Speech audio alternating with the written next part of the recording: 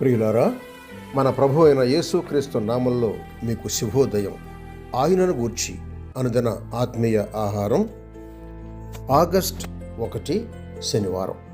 నేటి మన ధ్యాన లేఖనం యాకోబు రాసిన పత్రిక 1 అధ్యాయం 4వ వచనం. మీరు సంపూర్ణులను అనూనాంగులను ఏ విషయములోనైనను కొదువలేని వారునై ఉండునట్లు ఓర్పు తన క్రియను కొనసాగింపనీయుడి. వ్యాఖ్యాన అంశం: మనిషి పరిపూర్ణతకు బాధలు అవసరమా? వ్యాఖ్యానాంశం: మనిషి పరిపూర్ణతకు బాధలు అవసరమా? వ్యాఖ్యానం: బాధలు అనేవి మనిషిలో పరిపూర్ణతను కలిగిస్తాయి. బాధలకు మూలం, బాధల లక్షణాలు, బాధల ఉద్దేశం, బాధల్లో మనకుండవలసిన ధోరణి, ఈ 4 అంశాలను క్లుప్తంగా చూద్దాం. బాధలకు మూలం: నా సహోదరులారా, మీ విశ్వాసమును కలుగు పరీక్ష ఓర్పును పుట్టించునని ఎరిగి మీరు నానా విధములైన శోధనలో పడినప్పుడు అది మహానందమని ఎంచుకొనుడి. 2వ వచనం. అలాగే, శోధన సహించువాడు ధన్యుడు, అతడు శోధనకు నిలిచిన వాడై ప్రభు తన్ను ప్రేమించు వారికి వాగ్దానం చేసిన జీవ కిరీటం పొందును. 1 అధ్యాయం 12వ వచనం. ఈ 2 వచనాలు 2 రకాల బాధల గురించి మాట్లాడుతున్నాయి. ఒకటి, పరీక్షించే బాధలు. ఇవి దేవుని నుండి వస్తాయి. మనలోని శ్రేష్టతను వెలికి తీయడానికి దేవుడు పంపిస్తున్నాడు.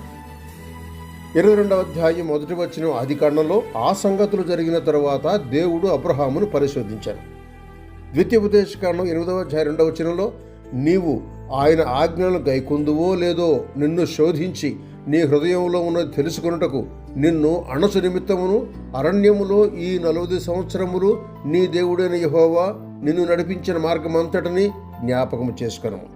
అలాగే 1 పేతురు పత్రిక 1 అధ్యాయం 6వ వచనంలో ఇందువలన మీరు మిక్కిలి ఆనందించున్నారు గాని అవసరమును బట్టి నానా విధములైన శోధనల చేత ప్రస్తుతమున కొంచెము కాలం మీకు దుఃఖం కలుగుతూ ఉన్నది. 2వది, చెడు ప్రేరణ కలిగించే బాధలు. లోకాన్ని, శరీరాన్ని ఉపయోగించుకొని సాతాను వీటిని కలుగజేస్తాడు. మనలోని దుర్మార్గాన్ని వెలికి తేవడానికే ఇవి వస్తాయి. దేవుడు కీడు విషయమై శోధింపడనేరడు.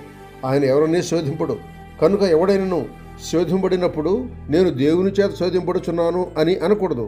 ప్రతివాడును తన స్వకీయమైన దురాశ చేత ఏడవబడి మరలు కొలబడిన వాడై శోధింపడును. 1 అధ్యాయం 13-14 వచనాలు. ఇక్కడ చెప్పిన పరీక్షలు, దుష్ప్రేరణలు ఒకే నాణ్యానికి ఇరు పార్శ్వాలు. ఒక విశ్వాసి జీవితంలో దేవుడు, సాతాను కూడా ఒకే రకమైన పరిస్థితుల ద్వారా పనిచేస్తూ ఉండొచ్చు. దేవుడు అతన్ని పరిశుద్ధపరచాలని, సాతాను అతన్ని పాడు చేయాలని చూస్తాడు. యోబు గ్రంథం 1-2 అధ్యాయాలు ధ్యానం చేయండి. ఇక 2వది, బాధల లక్షణాలు. ఈ లక్షణాలు 3 చూద్దాం.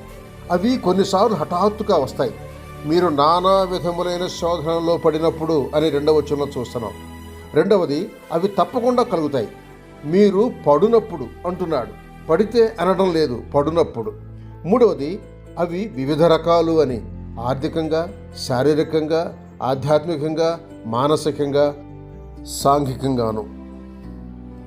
బాధల ఉద్దేశం: ఇంతకుముందు చెప్పుకున్నట్టు దేవుడు మనకు బాధలు పంపిస్తాడు లేదా బాధను అనుమతిస్తాడు. ఎందుకు ఇలా చేస్తాడు? ఎందుకంటే బాధలు సహనాన్ని పుట్టిస్తాయి.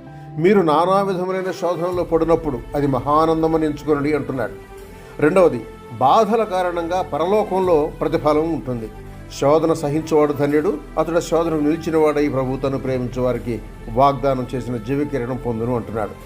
4వది, బాధల్లో మనకుండవలసిన ధోరణి. పరీక్షలకు, దుష్ప్రేరణలకు విశ్వాసి ఎలా స్పందించాలి? అది మహా ఆనందమని ఎంచుకొనండి అంటున్నాడు 2వ వచనంలో. మత్తయి సువార్త 5:12, అలాగే 1 పేతురు పత్రిక 1:6 చూడండి. శుభములతో వందనాలు.